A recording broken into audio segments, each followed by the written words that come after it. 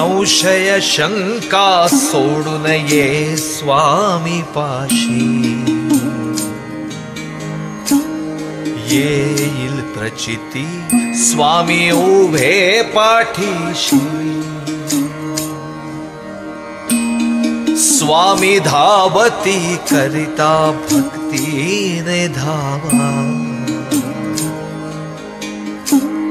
सकल कामना पुरविती अनुभव घ्यावा। जिथे समर्थ स्वामी तिथे कायक मी,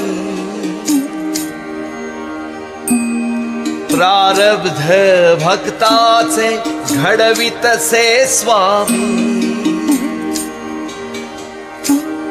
कलिकाळ ही नामोडी स्वामी आज्ञेला, भीती परलोकी नाही भक्ताला। भय भीती सोडून घे झडकरी अनुभूती,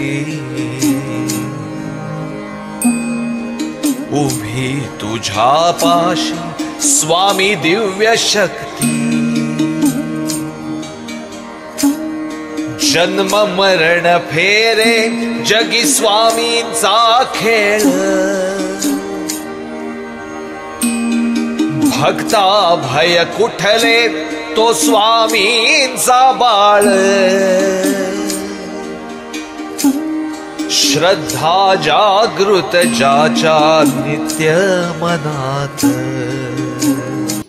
श्री स्वामी समर्थ आरती व सेवा मंडळ पुणे या मठाचे मठाधिपती दादा महाराजांना वंदन करून आणि श्री स्वामी समर्थांचा कृपा आशीर्वाद घेऊन आज कोणत्या हेतूने आपण इथे जमलेलो आहोत ते दादा आता कथन करणार आहेत। तत्पूर्वी स्वामींची आरती होईल। नंदिनी गायकवाड आणि माधवी कुलकर्णी। सुख करता दुख करता वार्ता विघ्नाची, पूर्वी प्रेम कृपा जयाची, सर्वांगी सुंदर अतिशय धडकी धडके मान मुक्ता फळाची।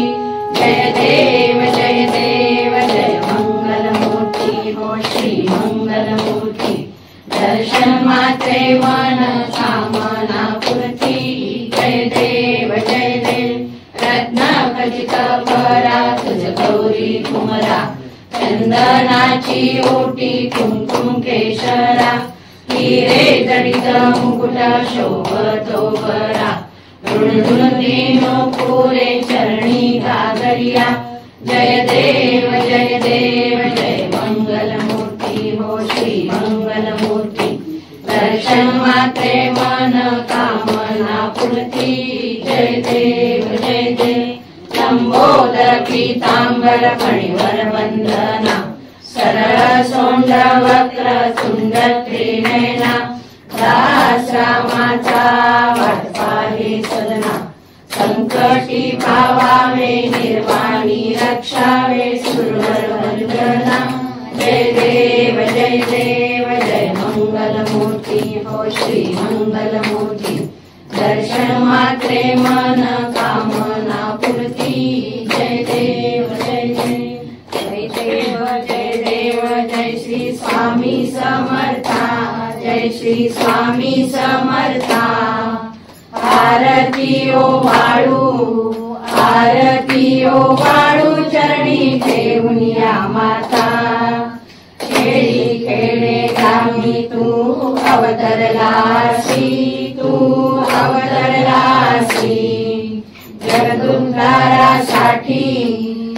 जगदुद्धारासाठी राया तू फिरसी।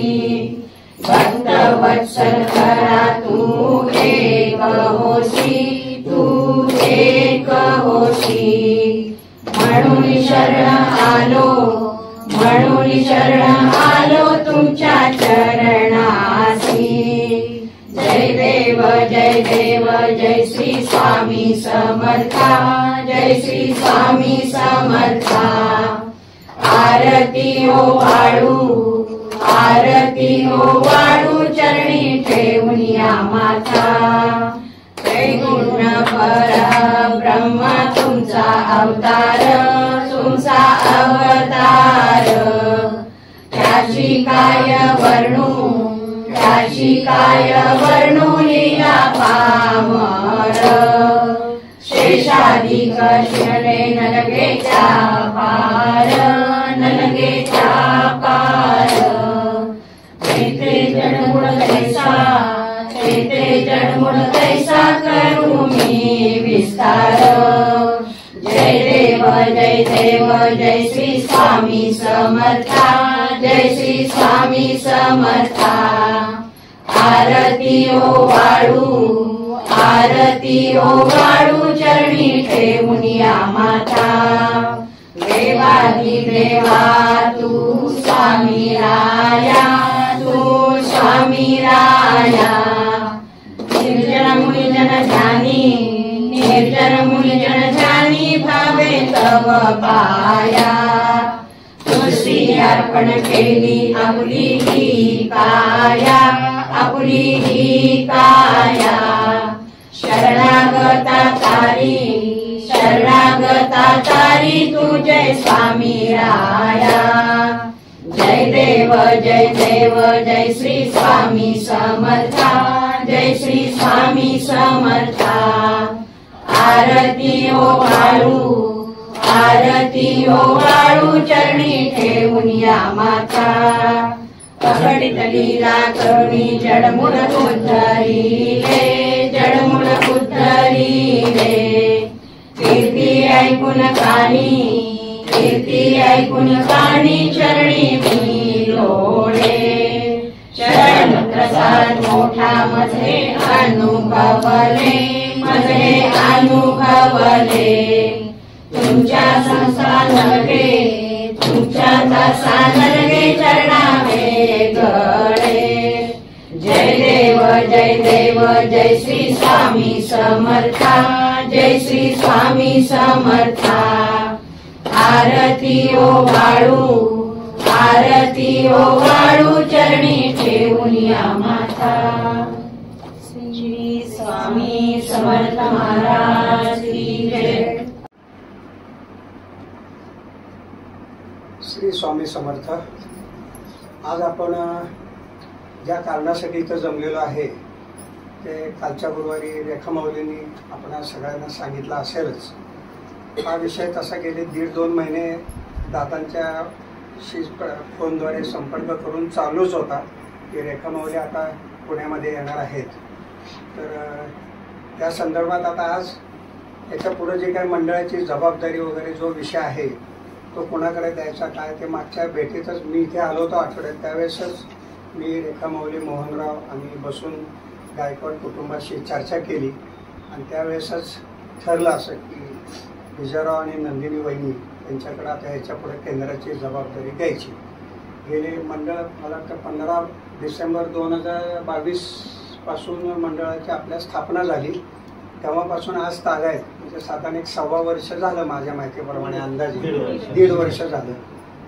व्यवस्थित आपला अखंडपणे मंडळाची जे काय वाटचाल आहे ती चांगलीच चाललेली आहे आणि मला सांगायला अभिमान वाटतो पुणे केंद्रची शाखा आपली पंढरपूर पुणे केंद्राच्या संदर्भात जे दादा महाराज दर गुरुवारी तिथे प्रबोधन करतात त्याच धर्तीवर इथे सुद्धा तो उपक्रम असतो रेखा माऊली चालवत होत्या। याच्या पुढच्याही भविष्यातील काळात सौ नंदिनी वहिनी सुद्धा मंडळाची जी काही धोरण आहे विजयरावांच्या साथीने समर्थपणे पेलतील याचा मला विश्वास आहे। त्यानिमित्त मी त्यांना शुभेच्छा देतो। एक शेवटचं वाक्य बोलतो, पुणे केंद्र जे आहे स्वामी मंडळ आणि पंढरपूर केंद्र या दोन्ही केंद्राचं जे काही दर गुरुवारचं प्रबोधनाचा जे काही विषय असतो दादा महाराज आणि रेखा माऊली जे काही मांडतात ते दोन्ही याचं भारतभर होतं, बघितलं जातं, ऐकलं जातं। आता सांगायला अभिमान वाटतो की परदेशात सुद्धा आपल्या मंडळाची वाहवा म्हणजे त्याचं कौतुक आहे ते होत आहे। तर मी ह्या आठवड्यामध्ये आपले चॅनलचे जे आहेत समीर काटोटे यांच्याशी चर्चा करून काही देशांची नावं काढली मला लक्षात राहणार नाही म्हणून मी लिहून आणलेत. एक 6 देशामध्ये आपलं मंडळाचं पंढरपूर आणि पुणे केंद्राचं बघितलं जातं, ऐकलं जातं. त्याच्यात प्रामुख्याने भारत देश आपला आला, व्हिएतनाम आला, रशिया आला, इंडोनेशिया आला आणि USA आला. कालचं जे नंदिनी वहिनीचं जे गुरुवारचं प्रबोधन झालं, त्या नंदिनी वहिनीच्या प्रबोधनाला सांगायला अभिमान वाटतो. परदेशातनं सुद्धा लाईक्स मिळालेले आहेत, त्यामुळे नंदिनी वहिनीचं अभिनंदन. तर आता ह्याच्या पुढील सूत्र मी सगळं जे काय आहे ते रेखा माऊलीकडे देते, सॉरी हल्ल्या साहेबांच्याकडे देते. श्री स्वामी समर्थ. आज रविवार दिनांक 23 जून 2024, 23/6/24 असा आकडा आहे. आकड्यांचा खेळ काय मी काय सांगत नाही, कारण आकडा जरी काही जरी आला तरी कसं असतं, आपण जन्माला येतो त्यावेळेस कुठलाही मुहूर्त पाहून येत नाही. जेव्हा आपण जाणार असतो त्यावेळेस कुठलाही मुहूर्त नसतो. परंतु जेव्हा आपण जन्माला येतो आणि जाणार असतो त्याच्या मधला जो कालावधी जो आहे, पहिला श्वास आणि अखेरचा श्वास, त्याच्या मधला जो कालावधी ज्याला जीवन म्हणतात, तर ते हे संपूर्ण जीवन आपण फक्त मुहूर्त बघण्यातच घालवतो. हा दिवस चांगला आहे, ही वेळ चांगली आहे, असं ह्याच्यामध्येच आपण घालतो. पण आता सद्गुरू सांगतील आपल्याला, सांगतील ना तेव्हा प्रत्येक वेळी ते सांगत असतात, मुहूर्त जो आत्ताची वेळ आहे तोच चांगला मुहूर्त. आत्ता जे आपण करू तेच सगळ्यात चांगलं. माझ्या मनामध्ये विचार जो आला तोच सगळ्यात चांगला विचार. म्हणून आजचा जो दिवस आहे 23/6/24 हा दिवस चांगलाच आहे आणि आत्ताचा मुहूर्त सुद्धा चांगलाच आहे. आजचा जो दिवस आहे इंटरनॅशनल विडो डे, म्हणजे आंतरराष्ट्रीय, आपण विधवा शब्द वापरू नये तर त्याला पूर्णांगिनी हा शब्द म्हणतात. आशीर्वाद मिळाला म्हणजे आपल्याला आशीर्वाद मिळाला. तर आजचा दिवस जो आहे ना आंतरराष्ट्रीय पूर्णांगिनी दिवस. विधवा हा शब्द खटकला जातो, म्हणजे कुठंतरी म्हणतात की नाही बाबा हे काय चांगलं नाही, म्हणून त्यांनी सांगितलं जे मुहूर्त जो आहे किंवा कोण ही व्यक्ती चांगली नाही असं का नाही, व्यक्ती चांगलीच असते. आणि सद्गुरू काय म्हणतात की जे समोरची व्यक्ती कोण, आपण घ्या आपण घ्या आपण घ्या, कोणीही घ्या, प्रत्येकाच्या अंगामध्ये गुण आहेत, कसे दोषही आहेत. तर त्यांना समोरच्या व्यक्तीला गुणदोषांसकट जे स्वीकारणं, तर तो माणूस तो गुण आहेत दोष आहेत सगळीकडे आहेच तसं, असं काही नाही. आजच्या या दिवशी जर इथे आपण जे सगळेजण जमलेलो आहोत आणि कोणाहून सद्गुरू आलेले आहेत, एकमेव कारण आहे, एकमेव कारण आहे असं म्हणता येणार नाही, कारण कारण अनेक असतात. काहींना सद्गुरूंची भेट घ्यायची आणि काहींना सद्गुरूंची भेट घ्यायची, तसेच सद्गुरूंना काहींची भेट घ्यायची. दोन्हीकडे असते. सद्गुरूंना सुद्धा वाटतं की आपल्याला इथे येऊन भेटायचं आहे, असं जेव्हा सद्गुरूंना वाटतं तेव्हा ते आपलं अहम भाग्य असतं. आपण खूप भाग्यवान आहोत, आपण खूप भाग्यवान आहोत. याचं कारण असे कारण आपण सद्गुरूंच्या सहवासात आहोत, आपण रेखा माऊलींच्या सहवासात आहोत, आपण नंदिनीताईंच्या सहवासात आहोत. एक छोटस उदाहरण सांगतो मी तुम्हाला. आमच्या इथं सारसबाग आहे पुण्यामध्ये, तर मी तिथं सारसबागेत गेलो होतो दर्शनाला. चतुर्थी, आता मला तर उद्या परवा चतुर्थी, संकट चतुर्थी, अंगारकी चतुर्थी, मोठी वर्षातली मोठी 2 येतात अंगारकी. मला वाटतं गर्दी, प्रचंड गर्दी असते. कुठेतरी मी गाडी लावली अशी आपली आणि गेलो, तर लहान मुलं वगैरे असतात ना, मग तिथं जे फुगेवाले होते, फुगे विकणारे, ते गॅसचे फुगे असतात ना वर जातात, तर लहान मुलं फुगे म्हणतात, तर लहान मुलं जमतात तिथे. एक जण विचारतो, एक छोटासा मुलगा असतो, तो क्युरिओसिटीने विचारतो, काका काका हा गुलाबी रंगाचा जो फुला आहे तो फुगा जो आहे तो वरती जाईल का? तर ते काका म्हणतात हो जाईल ना वरती. मग तो पिवळ्या रंगाचा आहे तो फुगा जाईल का वरती? हो तोही जाईल. मग हा पांढऱ्या रंगाचा जाईल का? हो तोही वरती जाईल. मग तो काळ्या रंगाचा आहे तो जाईल का? ते काका म्हणतात हो जाईल. ते त्यावेळेस त्याला उत्तर देतात, अरे ते फुगा जो आहे, त्याचे फुगे आहेत ना, तर त्याच्या रंगाने वर जात नाही. फुगे त्या रंगाने वर जात नाही. त्याच्या अंगामध्ये, त्या फुग्यामध्ये जो मी गॅस भरलेला आहे, त्यामध्ये जो गॅस जो आहे त्यामुळे तो वरती जातो. तो फुगेवाला फक्त त्याने उत्तर दिलं, त्याच्यातून काय आपल्याला जाणवलं. मनुष्याचं असं आहे, कुठलाही मनुष्य असा आपोआप वरती जात नाही. तो गोरा आहे, तो काळा आहे, तो सावळा आहे, किंवा तो कसाही आहे. तो दिसायला छान आहे, तो दिसायला रोगदार आहे, किंवा तो माझ्यासाठी थोडासा विद्रूप आहे. त्याच्यामुळे तो वर जात नाही. तो त्याच्या अंगामधले जे गुण आहेत, त्याच्या अंगामध्ये जे गुण आहेत, त्यामुळे तो असा वर जातो. जसे सद्गुरू दादा महाराज आहेत, जसे ताई माऊली आहेत, रेखाताई माऊली आहेत या ठिकाणी. साक्षात ही जी रूप आहेत ना, त्यांची स्वामींचीच रूप आहेत. त्यांच्याकडे पाहिल्यानंतर आपल्याला असं वाटतं समाधान मिळतं. हे समाधान आपल्याला इतरत्र कुठेही मिळत नाही. ज्याच्या दर्शनाने आपण पवित्र होतो ते खरंच दर्शन. आपण सद्गुरूंच्याकडे बघितल्यानंतर जे आपले जे निम्मे प्रश्न असतात ते तिथं सुटतात. सद्गुरूंशी बोलायला लागलं आणि सद्गुरू त्या बोलायला लागले, तर आपल्याशी बोलायला लागले, तर आपले प्रश्न आपल्याला वाटतात आपले किती किरकोळ प्रश्न आहेत, काय हे प्रश्न आहेत, तसं एका मिनिटात सुटतात. माझ्या सुद्धा परवा जो प्रसंग घडला, त्याच्यामध्ये खूप मोठा प्रसंग माझ्या आयुष्यात घडला, त्याच्यातून त्यांनी चुटकी सरशी मला बाहेर काढलं. असं प्रत्येकाचं असतं. प्रबोधन म्हणजे काय, हे परवा हे माऊलींनी सांगितलं.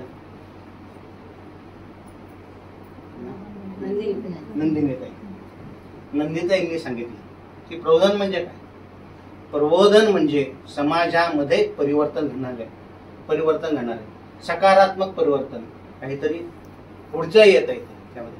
आणि हे बोलताना आपल्याकडे काहीतरी अधिकार आहे, आपण अधिकाराच्या खुर्चीवर आहोत, असं जे आहे ते प्रबोधन.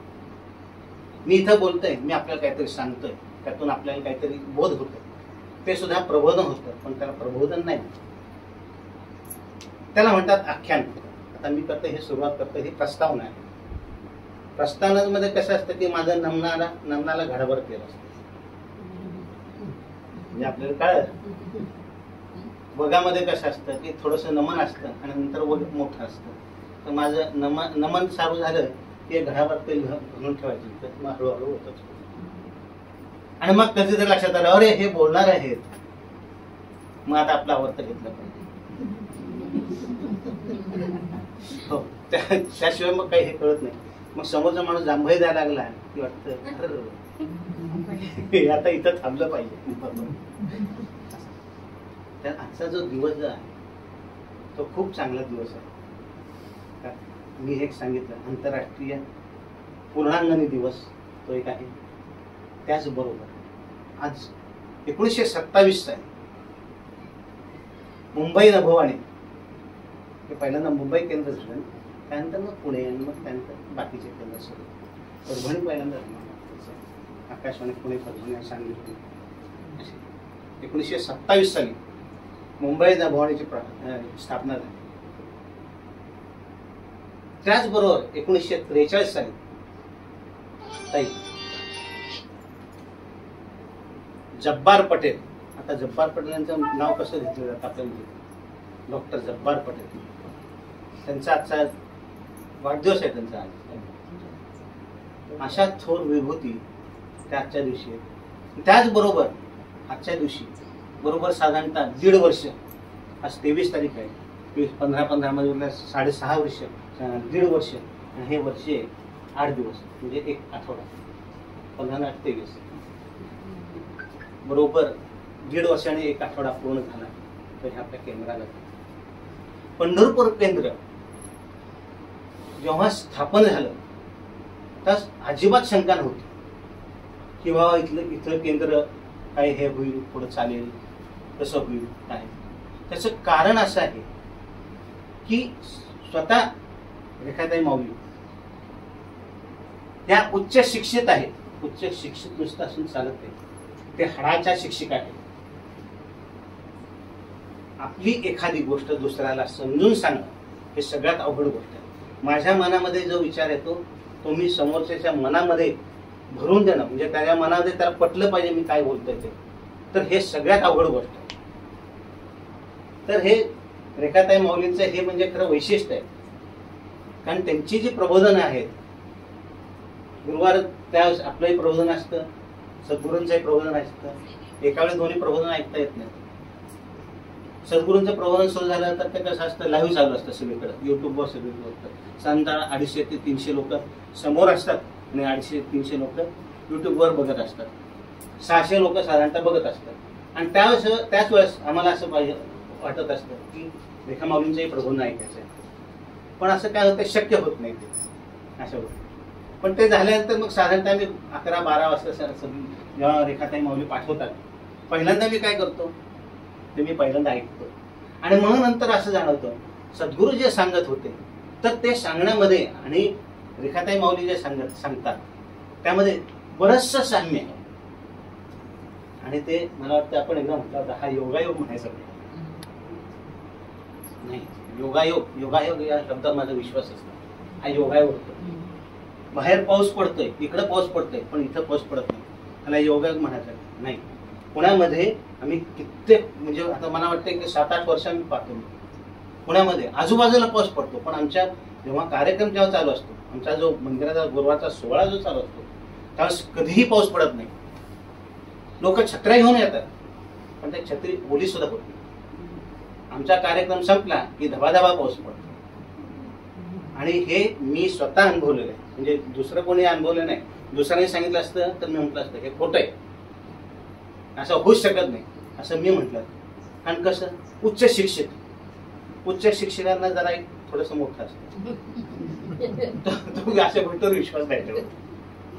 जेव्हा त्याला स्वतःला अनुभव येतो त्यावेळेस मग कळतं नाही हे काय वेगळं आहे, आपल्या बुद्धीच्या पलीकडचं आहे. आपण फक्त 4 बुकं वाचली सगळी, त्याच्या पलीकडे आपल्याकडे काही नाही.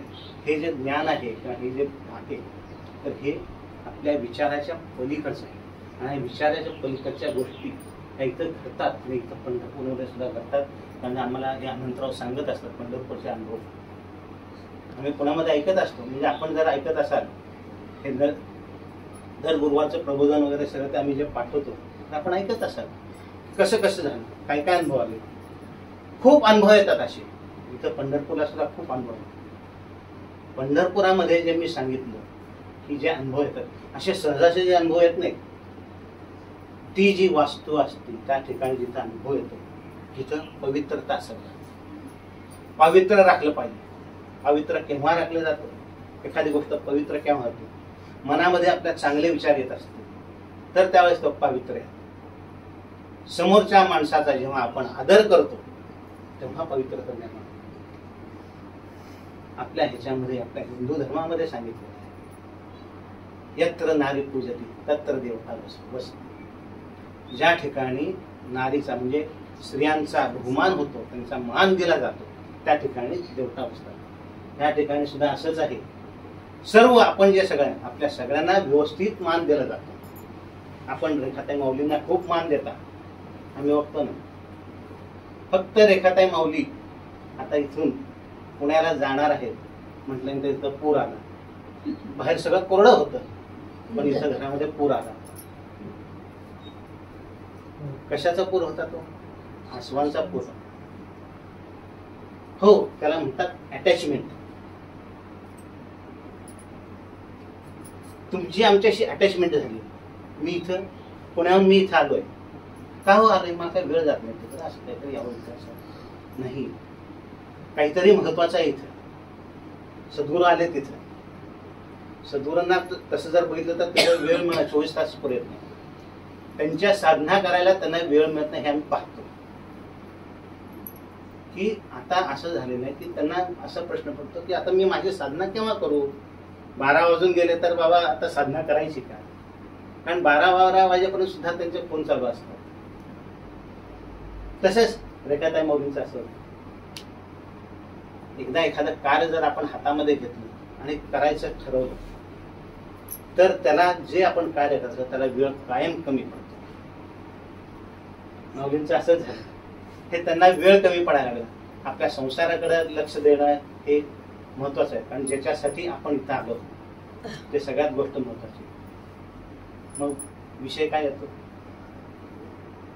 विषय येतो निरोप घेणे. जगातली सगळ्यात अवघड गोष्ट कुठली? तर निरोप घेणे. मला आता इथून जायचंय, तर कसं तो झटक्यात निरोप झाला तरच बरोबर आहे, नाहीतर माणूस तिथं रेंगाळतो. आणि ते जे क्षण असतात ते क्षण आवरणं हे कुणाला शक्य नाही. कारण निरोप ह्या शब्दामध्येच फार दुरावा आहे. आता सांगायचं असं की निरोपासाठी हे निरूपण हे चाललेलं आहे. अवघड विषय आहे, सगळ्यांना वाईट वाटतंय, आम्हालाही वाईट वाटतंय, पण तसं नव्हे. निसर्ग चक्र चाललं पाहिजे. अण्णा महाराज, सद्गुरूंचे गुरुजी अण्णा महाराज ज्यावेळेस गेले, तारीख होते 1 एप्रिल 2018. अण्णा महाराज जेव्हा गेले तेव्हा मी सद्गुरूंना पाहिलं, कारण आम्ही एकत्र बरोबर होतो. त्यांना असं वाटलं आता सगळं संपलं, सगळंच खचले. काय झालं? अरे बापरे, अण्णा महाराज गेले, आता कसं होणार? प्रश्न तो होता. ज्यावेळेस अण्णा महाराज गेले त्यावेळेस सद्गुरू तिथं ज्या ठिकाणी त्यांचं अंत्यविधी जिथं होणार होता त्या ठिकाणी सद्गुरू उभारे बोलायला. त्यांच्या तोंडातून शब्द पडलेले मला अजून वाटत. त्यांना बोलता आलं नाही हो, त्यांना त्यावेळेस बोलता आलं नाही. त्यावेळेस ते म्हटले होते की मी खूप दुःख पचवली. माझा लहान भाऊ माझ्या समोर गेला, माझे वडील गेले, माझी आई गेले, हे आघात मी सहन केले, पण अण्णा इथं समोर आहेत माझ्या समोर, आणि उद्या मला त्यांना बघता येणार नाही. ही गोष्ट मला पचवायची खूप आवडते. सद्गुरू आपल्याला आठवत असेल, आपल्या डोळ्यात नासू येत होती, मी समोर उभा होतो आपल्या, आणि सद्गुरू बोलत होते. खचले होते खूप. पण निसर्ग चक्र काय सांगते? निसर्ग चक्र असं थांबत नाही. निसर्ग चक्र चालत राहत. आणि ह्याची प्रचिती कशी आली? मागच्या गुरुवारी आली. हा जो गुरुवार जो झाला, रेखाताई माऊलींच्या प्रबोधन आम्हाला ऐकायची सवय होती. आणि मग नंतर ह्या गुरुवारी ज्यावेळेस बघितलं तर त्यावेळेस नंदिनी ताईंचं प्रबोधन.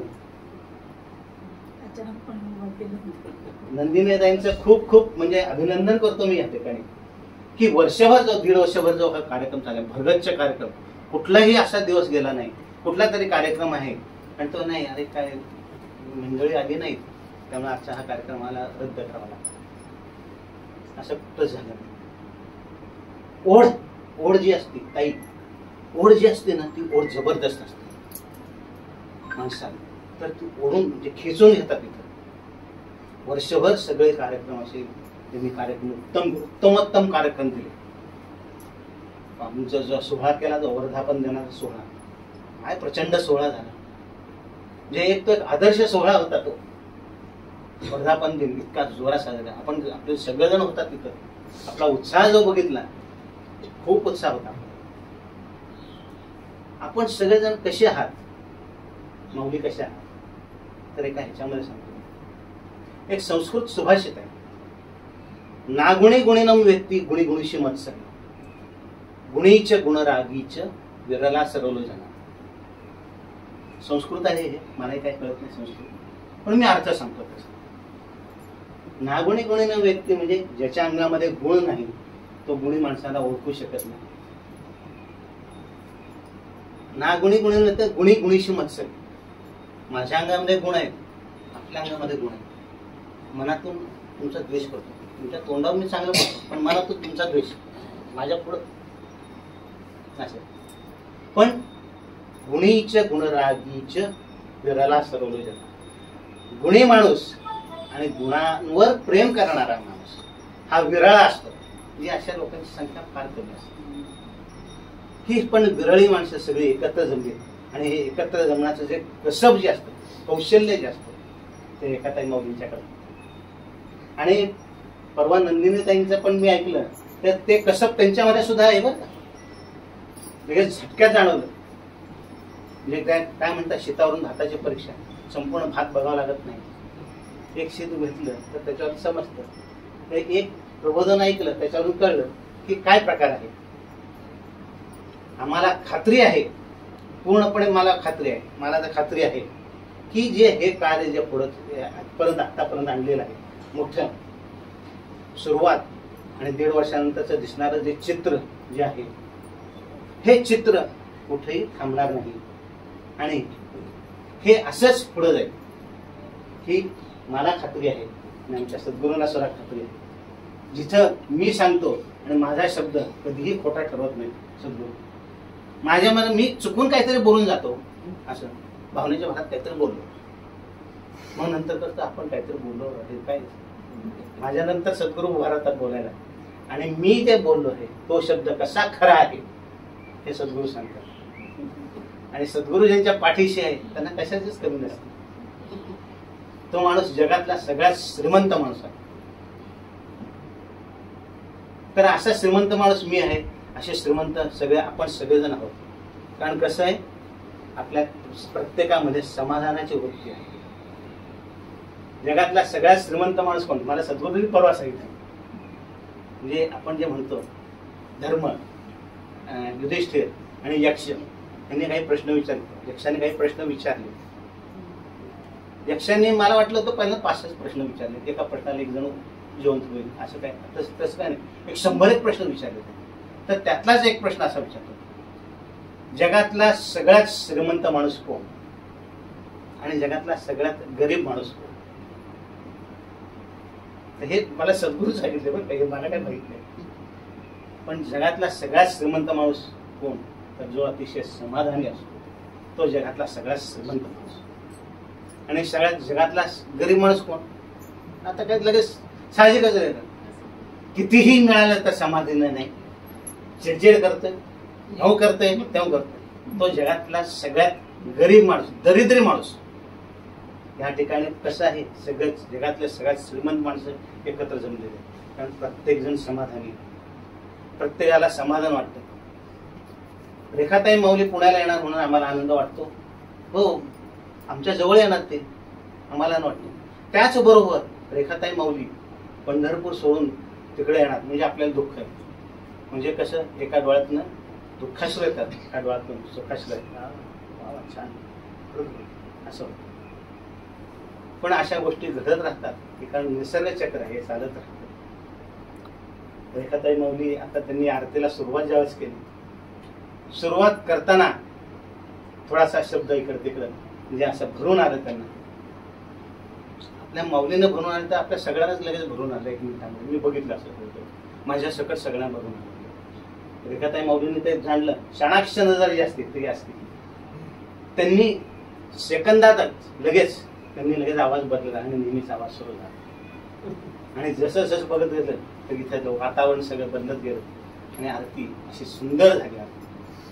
असा हा आजचा जो सोहळा आहे. आणि मला वाटतं हे असंच चालू राहणार आहे ताई माऊली. आणि आता मी रेखाताई माऊलींना सांगतो की माझा मी इथं पूर्ण रंगतो आणि आपण आपलं प्रबोधन आपण आमच्या सर्वांना सादर करा अशी विनंती. श्री स्वामी समर्थ. खरं तर आज माझी तब्येत बरी नाहीये. गेले 8-10 दिवस झाले मी चिकनगुन्याने आजारी आहे. मागच्या रविवारीच हा कार्यक्रम इथे ठरलेला होता. दादा महाराज येणार होते, काही विषय करणार होते, पण माझी तब्येत बरी नसल्यामुळे तो कार्यक्रम आपण पोस्टपोन केला आणि आज 10 दिवसांनी हा पुन्हा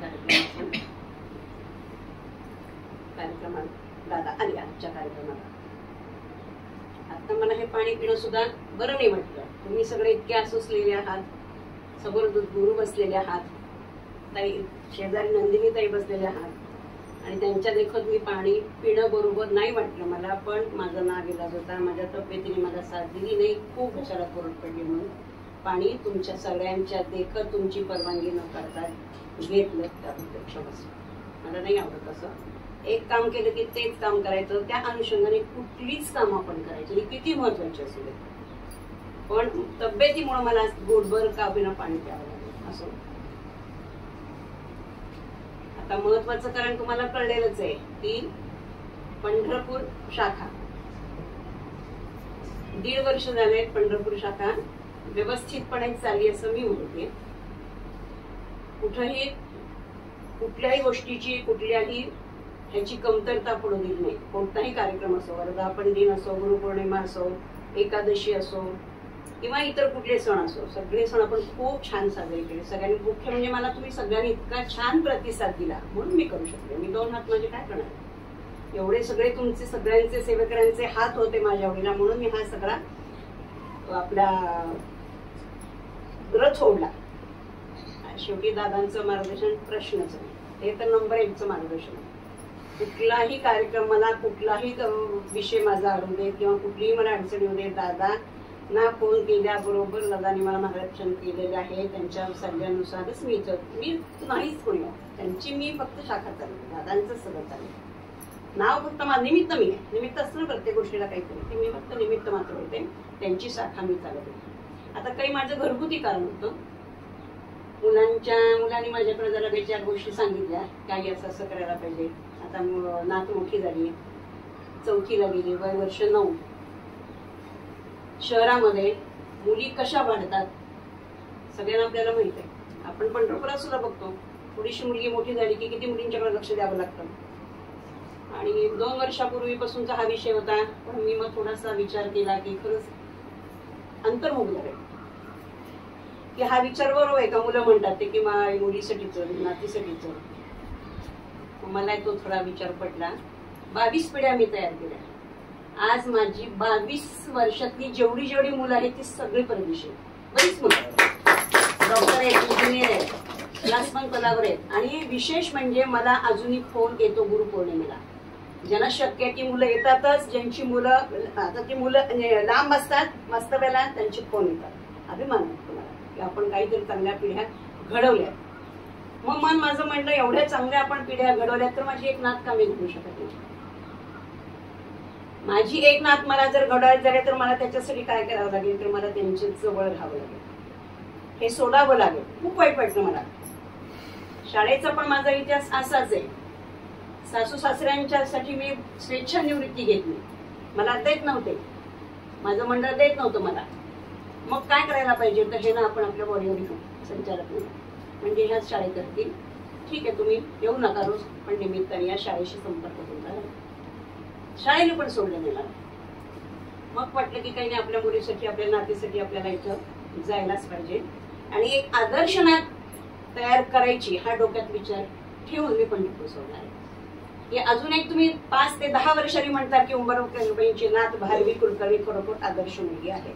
असं अभिमाना मी आत्ता सांगते. गर्व आहे मला, गर्व नकोय पण अभिमान. तेव्हा केवळ एवढ्या एका कारणासाठी मी पंढरपूर सोडलं म्हणजे मी पंढरपूर शाखा आरती मंडळ सोडलेलं नाही. आरती मंडळाची पूर्ण जबाबदारी माझ्या जवळची सखी, फार जवळची मैत्रीण, मनातली माझ्या सगळं माझ्या मनातली बोलणारी, तिच्या मनात आम्ही दोघे एकच आहे. फक्त शरीराने वेगळे आहेत पण आमची इतकी जुळलेली. एकट्या क्षेत्रात आम्ही काम करतो. आमचे एक विचार आहे, स्वामी भक्त, मी स्वामी भक्त. प्रत्येक गोष्ट आम्हाला काही झालं तरी अडली तरी आम्ही एकमेकाला विचारतो, सल्ला घेतो. खूप आम्ही सहकार्य करतो एकमेकाला. लगेच माझ्या डोळ्यापुढे विचार आला. दादाला सांगतात की दादा आहे, माझी मैत्रीण आहे, 35 वर्षाची सेवा आहे, दोघांची घराण्याची सेवा आहे, एकटी वैयक्तिक तिची नाही, घराण्यापासूनची पूर्ण सेवा आहे. तर त्यांच्याकडे आपण ही मंडळाची सेवा सुपूर्द करू शकतो. एका क्षणात त्यांनी उत्तर दिलं की काही हरकत नाही, आम्ही करायला तयार. वैशिष्ट्य कसं असतं बघा, जेव्हा दादा 4 डिसेंबर 1922ला इथं आले पंढरपुरात, घरात पाऊल ठेवलं. पाऊल ठेवल्या त्यांना जाणवलं काहीतरी की इथं आरती व्हायला पाहिजे. माझ्याकडचा वर्धापन दिन जेव्हा झाला आपला, तेव्हा आपण दादांना गायकवाडांचं घर दिलं उतरायला. म्हणजे माझ्या घरात पाऊल ठेवायला माझ्याकडे आरती सुरू झाली. गायकवाडांच्या घरात त्यांनी पाऊल ठेवल्याबरोबर गायकवाडांच्या घरात आरती करतात. म्हणजे दादांचं पाऊल, जिथं दादांचं पाऊल तिथं स्वामींचं पाऊल. श्री स्वामी समर्थ. किती छान योग आहे, किती छान योग आहे. हे निमित्त आहे दोघं फक्त. हे दोघं निमित्त आहे, त्यांची इच्छा आहे. ब्रह्मांड नायकाची इच्छा आहे की आज आरती आपण दादा जिथं जिथं जाऊन आहे तिथं तिथं आरती व्हायलाच पाहिजे. मग माझा असा का प्रसंग माझ्यावर आला, स्वामीनाथांच्या घरात आरती करायची होती. दादा तिथं गेले म्हणजे आरती त्या घरात व्हायला पाहिजे. मग त्या घरात आरती होणार कशी, माझ्या घरात आरती असताना तिथं कशी करते दादा. स्वामी असा घडून आणला, असा काही योग असा ही योजना की हिला इथं हलवायचं म्हणजे आरती त्यांच्या घरात करते. हेतू सफल झाला, त्यांच्या घरात आरती सुद्धा. अहो फक्त 2 पायऱ्या चढून स्वामी घरात आले. ह्यांच्या तर 10, 20 आणि 21 पायऱ्या चढून स्वामी वर जाणार आहेत. म्हणजे किती उंची गाठणार आहे स्वामी आरतीच्या आपल्यावर. पंढरपूर केंद्राची आरती कुठल्या 22व्या मजल्यावर जायची, 22व्या पायरीवर जायची.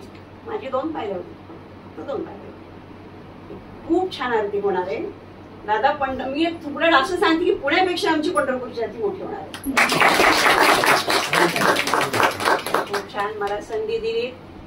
वाईट वाटतंय, तुम्ही म्हणता तसं एका डोळ्यामध्ये आसू आहे, एका डोळ्यामध्ये हसू आहे, पण दोन्हींचा मिलाप करायचा आहे आणि पुढे जायचंय. फक्त आणि फक्त मी माझ्या नातीसाठी, मुलांसाठी म्हणून. आणि मला एकत्र आवडतं.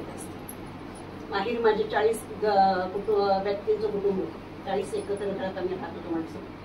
ती सवय लागलेली आहे. त्यामुळे आता दोन्ही मुलं, सुना, नातवंड सगळे एकत्र राहणार आहेत. एकत्र राहण्याचा खूप फायदा आहे आपल्याला. तुम्हाला सगळ्या जे राहतात त्यांना माहित पण असेल, चालायचं काही. हे बघा, प्रत्येकाच दोष असतात, गुण पण असतात. काही दोष निर्माण होतात ते आपण संपवायचे असतात. जे घ्यायचं असतं, मिळवायचं असतं ते जवळ ठेवायचं असतं. त्यामुळं या कारणास्तव पंढरपूर मी सोडते. पंढरपूर सोडते म्हणजे माझा ऋणानुबंध पंढरपूरशी कायमचा राहणार आहे. सोडणार म्हणजे मी कधीच येणारच नाहीये.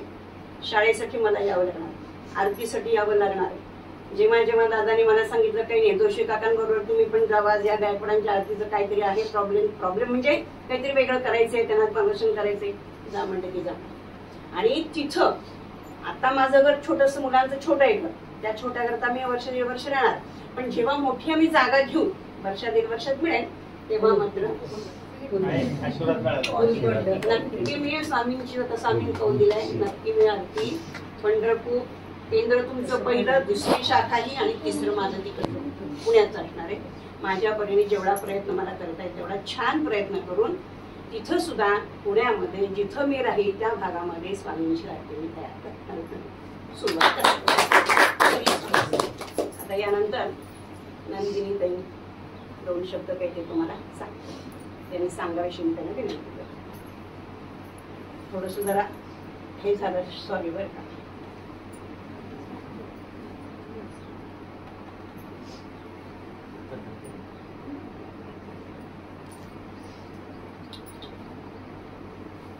श्री स्वामी समर्थ.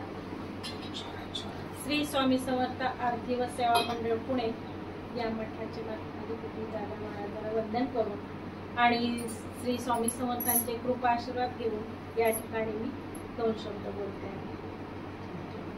अगदी सगळे भावना विवश झालेले आहेत. आत्ताच हल्ल्याळ काका म्हणाले की निरोपाचं निरूपण करायला लागलेले आहे. काका मी थोडस त्यात दुरुस्ती करते की निरोपाचं निरूपण नाहीये काका. आज जरी रेखाताई पंढरपूरचं केंद्र इथं या ठिकाणी माझ्या वरती जबाबदारी सोपवून जरी त्या पुण्याकडे रवाना होत असतील तरीही त्या आमच्यापेक्षा जास्त त्यांना दादांचा सहवास लाभणार आहे, दादांच्या सहवासात जाणार आहेत. म्हणजे हा योग आहे. म्हणजे दादा कधीतरी 1-2 महिन्यातून ते पंढरपूरला येणार आणि मग 1 तासाचा 2 तासाचा फार दिवसभराचा आम्हाला सहवास लाभत होता. पण त्या पुण्यात असल्यामुळे त्यांना जेव्हा मनात येईल तेव्हा दादांशी त्या चर्चा करण्यासाठी हे त्या तिथं दादा त्यांना उपलब्ध असणार, दादा त्यांना भेटणार. म्हणजे ते किती छान योग असणार आहे आणि तो फार छान योग असणार आहे, नक्कीच असणार आहे.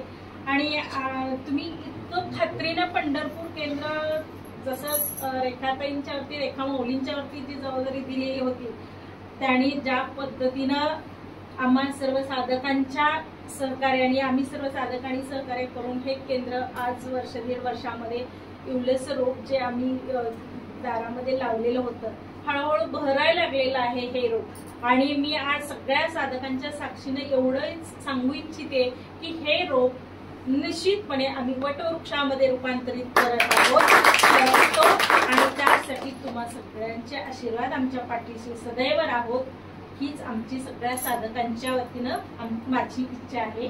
श्री स्वामी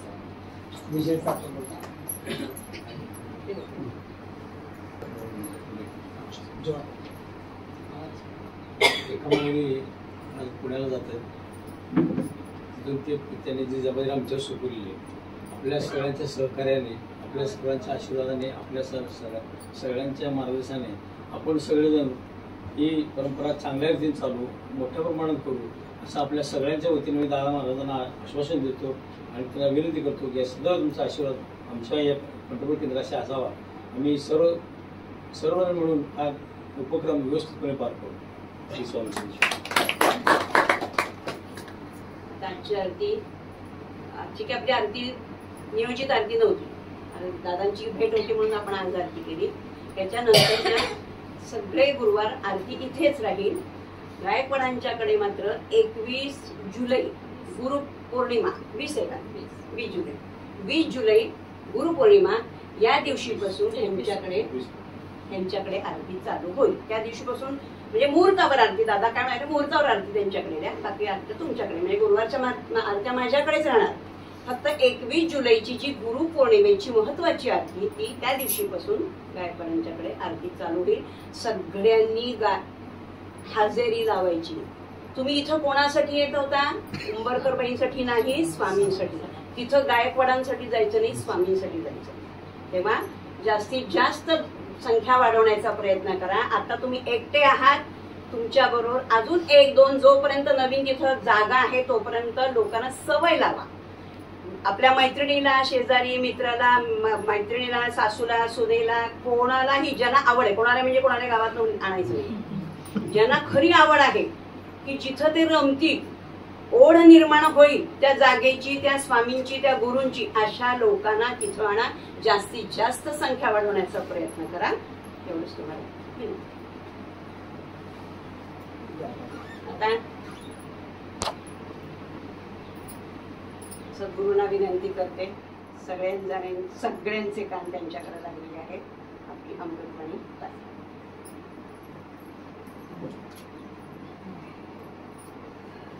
सगळ्यांना मी विनंती करतो ते मोबाईल्स सायलेंट मोडवर ठेवा, म्हणजे कुठलाही डिस्टर्बन्स येणार नाही. कारण सद्गुरूंचा सर्व मोठा उत्सव असला तर काय असेल तर त्यावेळेस आम्हाला त्याचा लाभ मिळतो.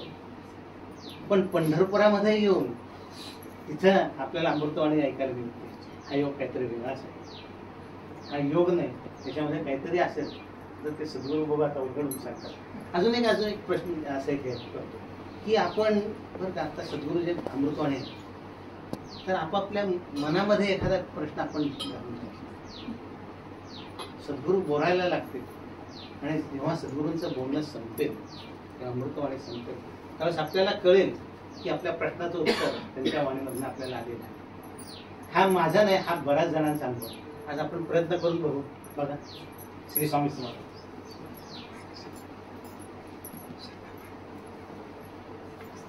श्री स्वामी समर्थ. सुरुवातीला आपण सामुदायिक जप घेऊ आणि मग प्रबोधन म्हणून सुरुवात करतो. इच्छित दाता सकल कार्य सिद्ध करता सकल दुःख हरता श्री स्वामी समर्थ नमो नमः स्वाहा. इच्छित दाता सकल कार्य सिद्ध करता सकल दुःख हरता श्री स्वामी समर्थ नमो नमः स्वाहा. इच्छित दाता सकल कार्य सिद्ध करता सकल दुःख हरता श्री स्वामी समर्थ नमो नमः स्वाहा. इच्छित दाता सकल कार्य सिद्ध करता सकल दुःख हरता श्री स्वामी समर्थ नमो नमः स्वाहा. इच्छित दाता सकल कार्य सिद्ध करता सकल दुःख हरता श्री स्वामी समर्थ नमो नमः स्वाहा. इच्छित दाता सकल कार्य सिद्ध करता सकल दुःख हरता श्री स्वामी समर्थ नमो नमः स्वाहा. इच्छित दाता सकल कार्य सिद्ध करता सकल दुःख हरता श्री स्वामी समर्थ नमो नमः स्वाहा. इच्छित दाता सकल कार्य सिद्ध करता सकल दुःख हरता श्री स्वामी समर्थ नमो नमः स्वाहा इच्छित दाता सकल कार्य सिद्ध करता सकल दुःख हरता श्री स्वामी समर्थ नमो नमः स्वाहा इच्छित दाता सकल कार्य सिद्ध करता सकल दुःख हरता श्री स्वामी समर्थ नमो नमः स्वाहा इच्छित दाता सकल कार्य सिद्ध करता सकल दुःख हरता श्री स्वामी समर्थ नमो नमः स्वाहा इच्छित दाता सकल कार्य सिद्ध करता सकल दुःख हरता श्री स्वामी समर्थ नमो नमः स्वाहा इच्छित दाता सकल कार्य सिद्ध करता सकल दुःख हरता श्री स्वामी समर्थ नमो नमः स्वाहा इच्छित दाता सकल कार्य सिद्ध करता सकल दुःख हरता श्री स्वामी समर्थ नमो नमः स्वाहा इच्छित दाता सकल कार्य सिद्ध करता सकल दुःख हरता श्री स्वामी समर्थ नमो नमः स्वाहा। श्री स्वामी समर्थ महाराज की जय। श्री स्वामी समर्थ। 1984 साली मी एका कंपनीमध्ये अप्रेंटिस म्हणून होतो. 1 वर्षभर मी काम केलं. त्या वर्षभरामध्ये इथली जी साहेब लोक होती सगळी पुण्याची, तर ती इतकी चांगले होते, इतके चांगले, म्हणजे मी अप्रेंटिस तसं म्हणलं तर ते मला फटकारू शकत होते, 2-4 महिन्यांनी काढू शकत होते. 1 वर्षाने त्याने सांगितलं की आता हे अप्रेंटिसशिप तुझी संपणार आहे. 1 महिनाभर त्यांनी मला आधी सांगितलं होतं. आणि आम्ही म्हणजे नियम आहे, तो नियमाप्रमाणे आम्ही 3 जण होतो, तुम्हाला 3 आम्ही काढून टाकणार होतो. तर तो 1 महिना खूप अस्वस्थ होतो की असं वाटत होतं की नाही काहीतरी चमत्कार घडेल, ते मला ठेवतील. पण नाही, ती तारीख आली, रितसर त्यांनी सांगितलं आता उद्यापासून तुम्ही येऊ नका म्हणून. त्याच्यानंतर मी बाहेर जिथे जिथे मी नोकरीला जायचो तिथे त्या नोकरीला गेल्यानंतर माझं मन रमायचं नाही तिथे. माझे जे कोणी नवीन बॉस होते, नवीन कोणी साहेब होते, तर माझी तुलना 84 साली मी जिथं त्या कंपनीत काम केलं होतं ते जे साहेब लोक होती माझ्याशी तुलना व्हायची की अरे तिथं ते चांगलं होतं. मग मी ती नोकरी सोडून द्यायचो, नवीन नोकरी. परत मी आपल्या घरी परत एखादी नवीन नोकरी परत करायची. परत बघितलं की नाही अरे असं नाही, ते तिथं ते साहेब मला सारखे ते माझ्या डोक्यात ते बसलं होतं. परत मी ती नोकरी सोडायचो. एक दिवस मी त्यांच्या घरी गेलो. आपल्या मंदिरामध्ये ते येतात PN जोशी म्हणून ते, आणि दुसरे गांधी साहेब म्हणून होते ते. मी त्यांनाही भेटलो की म्हटलं असं मला मन माझं रमत नाही, मी कुठेही जरी गेलो तरी मला तुम्ही सारखे आठवता. आणखीन 1-2 साहेब लोकांची नाव सांगितली, मला ते आठवतात. तर त्या त्यांनी सांगितलं की हे असं होऊन उपयोग नाही, तुला पुढे जायला पाहिजे, तुला इथनं सोडलंय, तुला आता तुला तुझा पुढचा टप्पा तू निवड. तुला आमच्यापेक्षा चांगली लोक तुला नक्की भेटतील, तू हा विश्वास ठेव म्हणले ते. हा एक विचार त्यांनी माझ्या मनावर इतका बिंबवला की आता तुला इथं एखादा आपण अभ्यासक्रम जसं आपण 4थीतनं 5वीत जातो की 5वीतनं 6वीत जातो, आपण परत माघारी वळत नाही. एकदा 4थीतनं 5वीत गेलो की आपल्याला 4थीशी काही देणं घेणं नसतं. तसं ते म्हणले की हा तुझ्या आयुष्यामधलं 1 वर्ष तू आमच्या बरोबर काम केलं, एक टप्पा तो चांगला होता, संपला. आता इथं आता तुला इथून पुढे जायचं, नवीन ठिकाणी तुला मन रमवून घ्यायला लागेल, तुला तिथे जुळवून घ्यायला लागेल. आमच्यापेक्षा कदाचित चांगली लोक तुला आणखीन पुढे भेटतील, नवीन लोक कोणीतरी तुझ्या आयुष्यामध्ये येतील. आणि मग हा विचार घेऊन नवीन नोकरी मी शोधत राहिलो, काही काही ठिकाणी करत राहिलो. आणि मग हळूहळू नवीन वातावरणामध्ये मग हळूहळू मी तिथे रुळायला लागलो. जिथे एखादा नवीन कंपनीमध्ये किंवा नवीन जिथे मी त्याच्यानंतरही 2-4 नोकऱ्या झाल्या माझ्या. पण मग अशी वेळ आली की आता ठीक, इथे मी राहू शकतो असं जेव्हा वाटलं, मग हळूहळू तो बदल होत गेला. मग तिथे राहिलो. मग पुढची सगळी शेवटपर्यंत मी तिथे काम करत राहिलो. फक्त प्रसंग काय ते मी सांगतो. दुसरा प्रसंग घडला 2018ला. आता जसं हल्ल्याळ साहेबांनी सांगितलं 1 एप्रिल 2018, जे गुरुवर्य अण्णासाहेब स्वामी शरणी विलीन झाले त्या दिवशी अनपेक्षितपणे म्हणजे तो काहीच मनावर अशी 1% सुद्धा कधी शंका नव्हती की अण्णा असे जाणार आहेत. आजारी असतील तर गोष्ट वेगळी. 8 दिवस अगोदर आमचं बोलणं झालं होतं. पुढचे काय त्यांचं नियोजन काहीतरी होतं. अक्कलकोटला त्यांना जायचं होतं.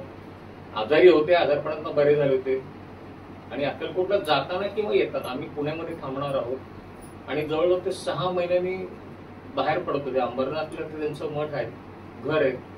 आजारपणानंतर 6 महिने ते बाहेर पडणार आणि म्हणले मग पहिला दौरा आमचा बहुतेक पुण्याचा होईल म्हणजे. आम्ही खूप आनंदामध्ये होतो आणि अचानक 1 एप्रिलला ती बातमी आली ते गेले म्हणून. जसं आपण तिथे गेलो आम्ही मला वाटतं 2 तारखेला आपण गेलो त्यांचं अंत्यविधीला. जसं हल्लार साहेब म्हणले की तिथे मला बोलता येत नव्हतं वगैरे, ते खरं होतं सगळं. कारण कसं होतं कुठलीही गोष्ट म्हणजे माझ्या वैयक्तिक बाबतीत असू देत, माझ्यावर किती दुःख आली काय झाली तो एक भाग वेगळा, पण प्रत्येक वेळेला अशी एक भावना होते की अण्णा आहेत, काही झालं की अण्णा आहेत, एक तो आधार होता भक्कम. आणि आता काय करायचं. 2 एप्रिलला जेव्हा त्या अग्नीमध्ये जेव्हा त्यांचा देह समर्पित केला गेला त्याच्यानंतर अग्नी तो प्रचंड तेजस्वी होता, पण माझ्या डोळ्यापुढे अंधार होता, संपूर्ण अंधार. कारण आता काहीच आपण बघू शकत नाही. करायचं काय म्हणजे दुसरं कोणाला मी माझ्या मनात मानू शकत नव्हतो. भले दुसरे महाराज असतील, दुसरे आणखी कोण लोक असतील, पण अधिकारी व्यक्ती असतील, पण एक अण्णा एके अण्णा जे होतं माझ्या मनामध्ये की मी दुसरे जाणार नाही. आणि अण्णांनी पण मला सांगितलं होतं की एकदा तुम्ही जेव्हा गुरु करता तर तो गुरु सोडून तुम्ही दुसरीकडे कुठे जायचं नाही. माझी एकदा पत्रिका आम्ही बसलेला असून त्यांना दाखवत होतो, तर त्यांनी फक्त विचारलं कोणाची पत्रिका आहे, म्हणलं माझी. ती त्यांनी अशी टाकून दिली. म्हणजे काय गरज आहे तुला पत्रिकेची, मी आहे म्हटलं ते. आणि इथून पुढे कोणाला हात दाखवायचा नाही, कोणाला पत्रिका दाखवायची नाही म्हणते. मग असा जर का एवढा भक्कम आकार गेल्यानंतर पुढं काय, दोन्ही गोष्टी चक्र चालवायचं असतं आपल्याला. जसं मी नवीन नोकरीमध्ये मी रुळून घेतलो तसं ह्याच्यात आपण आता स्वामींना शेवटी आपण गुरु करू, स्वामींच्याच बरोबर बोलायचं, स्वामींच्याच चरणी आपलं गारणं घालायचं. आणि त्या कालचक्राप्रमाणे एक वेळ अशी आली की आपल्या सगळ्या भक्तांच्या आग्रहा खातर आणि शेवटी करता करता महाराज आहेत की तो पण गुरुपौर्णिमेचा स्मरण दिवस होता की त्या गुरुपदी आपण बसावं. 2021 साली म्हणजे अक्षरशः 3 वर्षामध्ये ते पद प्राप्त झालं. श्री स्वामी समर्थ महाराज की जय. जे रिकामं होतं ते ते पद भरलं गेलं तिथे. आणि मग जशी जी काळजी मला 3 वर्षापूर्वी होती की त्याच्यानंतर काय तर फक्त कुठे न थांबता म्हणजे मी कुठे थांबलो नाही की आता 2018ला जर का म्हणलं असतं त्याला अण्णा गेले तर आपण आता म्हणजे एक प्रकारचं बाजूला होऊ की असं त्या मनात मी आणलं असतं ते काम थांबलं असतं ते. पण आपण म्हटलं की नाही, काम थांबवायचं नाही, काम आपल्याला सुरू ठेवायचं आपल्याला पुढे. आता गोष्ट परत येते ती इथे येते जी रेखाताईंच्या बरोबर जे आपल्या सगळ्यांचं नातं जमलेलं होतं. जसं मी सांगितलं 84 मध्ये मी 1 वर्ष काम केलं इथे, आपण सगळे बरोबर तसंच 1 वर्ष आपण इथे आहोत एकत्र. त्यामध्ये जे आपलं नातं तयार झालेलं आहे.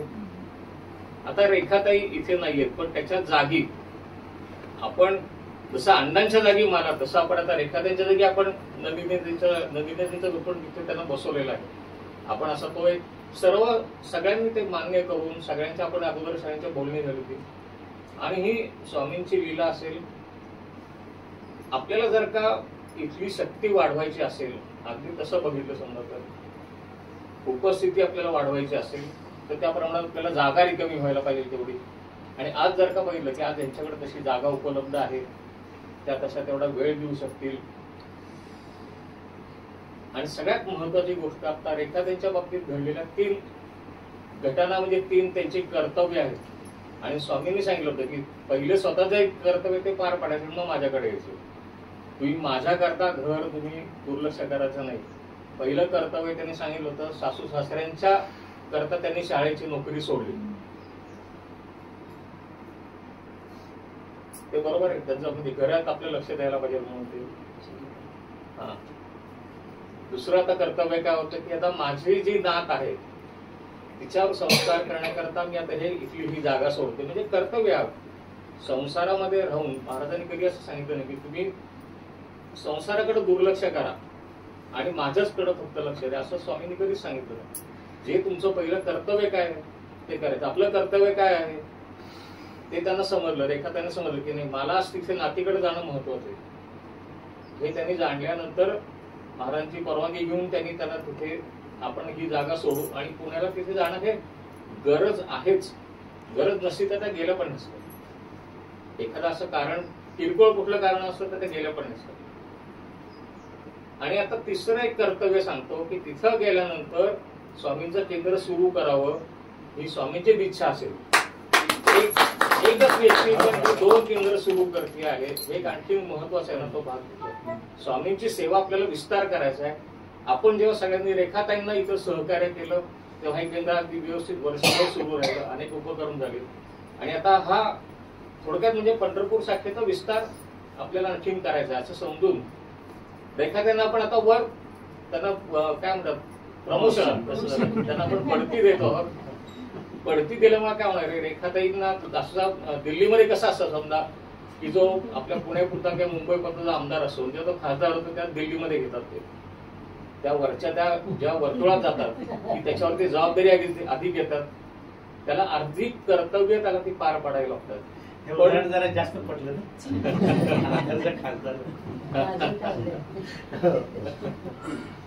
ह्या कारणासाठी. आणि नंदिनी ते आता म्हणलेच की त्यांना जर पुण्यात म्हणजे आपण आपलं जे मुख्यालय जे आहे तिथं त्या येत आहेत आणि पुण्यामध्ये आणखीन म्हणजे आम्हालाही वाटतं की आपल्यासारखं जसं पंढरपूर इथे केंद्र सुरू केलं, पुण्याच्या जवळ शिवापूर म्हणून 22 किलोमीटर तिथं अंतर आहे, तिथे एक झालंय, खडकीला एक झालंय. आता जर का एखाद्यांचं त्यांचं तयारी तिथे असेल ज्या कुठे नवीन जागेमध्ये जातील तिथे ते सुरू करतील असं केंद्र. मग ही स्वामींचीच लीला असेल की आपलं एक 4थं केंद्र किंवा 5वं केंद्र त्यांच्या मार्फत सुरू राहावं. प्रमुख त्याच. मग त्या इथं राहून दोन्हीकडे काम बघू शकणार नाही. मग त्याच्याकरता काहीतरी आपल्याला इथून त्यांना बदली घेतली पाहिजे. मुंबई सोडली तर दिल्लीला जाणार ते तसं येते. मग जेव्हा इथनं सोडाल मग आपल्या काय कर्तव्य आहे की आपण त्यांना अगदी म्हणजे कुठल्याही मनामध्ये तुम्ही कुठला आडेवेडे घेऊ नका, कुठला किंतू बाळगू नका. हा वाईट वाटेल, मी सांगितलं तसं. जसं 84ला मला झालं होतं, 2018ला मला झालं होतं, तसं वाटेल. पण आपल्याला पुढं जायचंय. ही स्वामींची सेवा आहे नाही, कुठे थांबवायची नाही आपल्याला. 2018ला मी थांबलो असतो तर मग आपलं हे काहीच घडलं नसतं. आपण पण कुठे कधी आपल्याला भेटलो नसतो. मला पण हे कधी भेटलं नसतं कधी. आज आपण कशामुळे की मी ते 2018 सुरू ठेवलं जे त्यांचं कार्य होतं ते. मग तेच कार्य आपण अगदी मनाने जेवढं इथे आपण एकरूप झालो होतो तसे एकरूप आपण फक्त आपल्याला पलीकडे जायचं आहे त्या जागेमध्ये. आणि मला वाटतं जसं यांनी सांगितलं की जी संख्या आता आहे त्याची आम्ही ह्या वर्षभरामध्ये आम्ही नक्कीच दुप्पट करू. आणि असं हे मी एका अण्णांना बोललो होतो. अण्णांच्याकडे त्याला अशी लोक काही असं मोठमोठ्या गाड्यातनं भरून जायचे आणि आम्ही 2-4 जण जायचो. तर मला असं खूप वाईट वाटायचं की अरे हे लोक असे जे बाकीच्या केंद्रातील लोक ते असे गाड्या भरून जातात. मग आम्ही भोसलेवर आमची चर्चा व्हायची. पण मग असं अण्णांना म्हटलं होतं की आम्ही एक दिवस आम्ही पण येऊ गाडी भरून.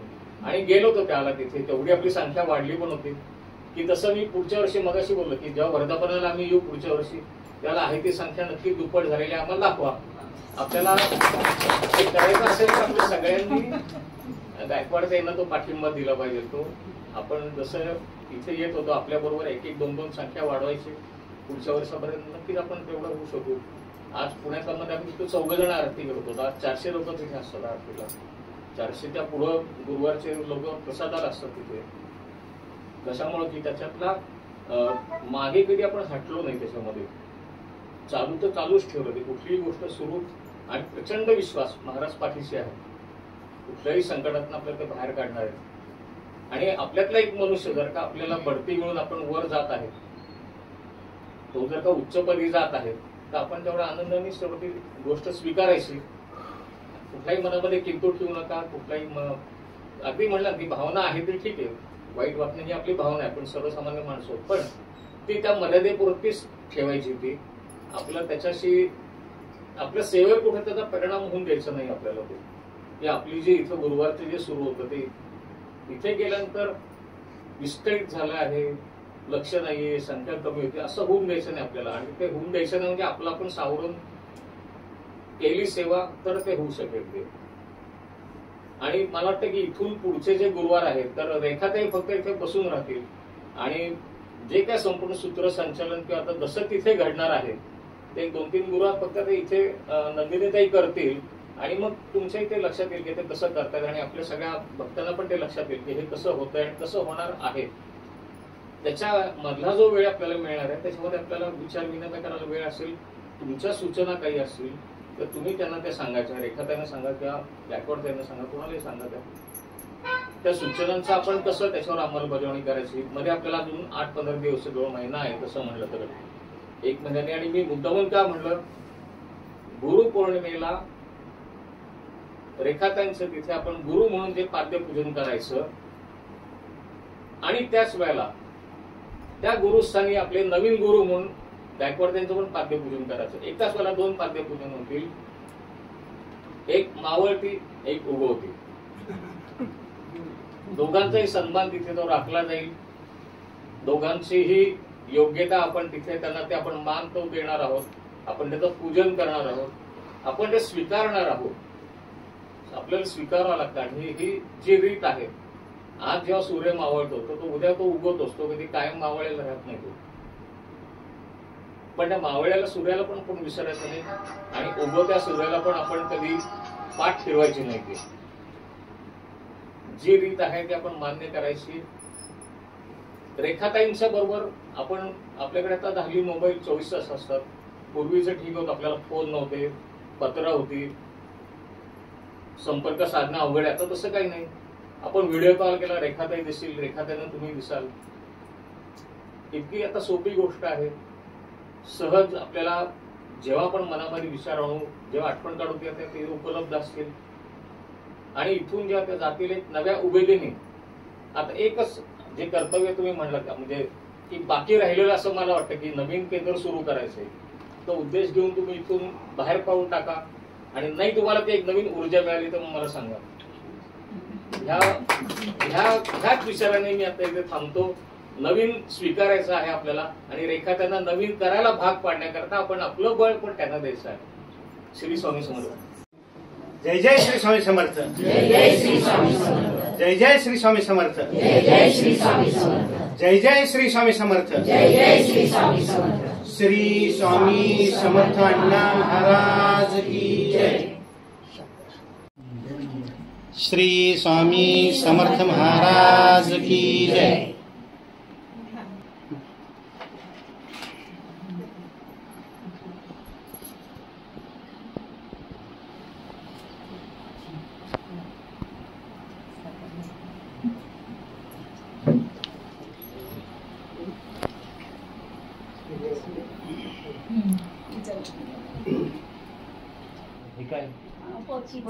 पोथीचे मी फक्त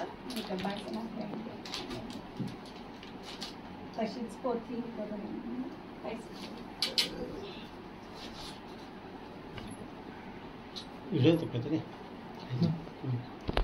वर्ष